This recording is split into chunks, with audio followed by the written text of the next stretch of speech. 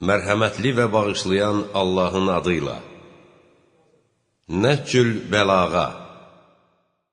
Bu qədər çoxluqla onlara ruzi verdiyi kimi soruşdular. Onlar onu görməyə-görməyə onlarla necə sorğu-sual aparacaq? Buyurdu. Onlar onu görməyə-görməyə onlara ruzi verdiyi kimi. Dərd-qəmin çətinliyə salmış olduğu giriftar kəs, duaya, bəla və dərddən amanda olmayan sağlam şəxsdən daha möhtac deyil. Yoxsul və fəqir Allahın elçisidir. Buna görə də onu məhrum edən Allahı məhrum edib.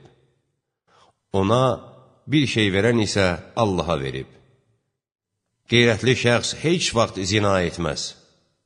Möminlərin gümanlarından çəkinin. Çünki Allah haqq və düzlüyü onların dillərində qoyub.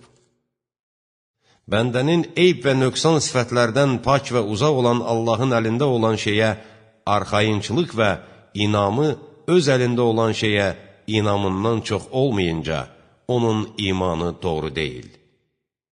Qəlblərin üz tutma və üz döndərmələri vardır. Buna görə də üz tutma zamanı onları müstəhəbbiləri də yerinə yetirməyə vadar edin. Üz döndərəndə isə vacibatın yerinə yetirilməsi ilə kifayətlənin. Ey oğlum, sənin üçün yoxsulluqdan qorxuram. Buna görə də ondan Allaha pənah apar ki, yoxsulluq dində məğlubiyyət və nöqsan yeridir. Həmçinin ağlın sərgərdanlıq yeridir. O həm də düşmənçiliyə səbəb olar. Çətinliyə salmaq üçün deyil, başa düşmək və öyrənmək üçün soruş.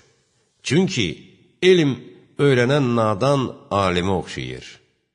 Azğınlığa qədəm basan alim isə nadana bənziyir. Xəlvətlərdə Allaha qarşı günah etməkdən çəkin. Çünki şahid hökm edənin özüdür. Allahın Adəm övladının üzr və bəhanəsini qəbul etdiyi yaş həddi 60 yaşdır. Günahın qalib gəldiyi kəs zəfər çalmayıb. Pisliklə qabağa gedən kəs məğlub olub. Eyb və nöqsan sifətlərdən pak və uzaq olan Allah, varlıların mallarında yoxsulların ruzilərini vacib edib.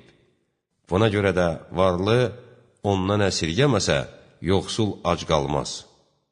Ehtiyacsızlığı mütləq olan Allah onları bu işə görə sorğu-sual edəcəkdir.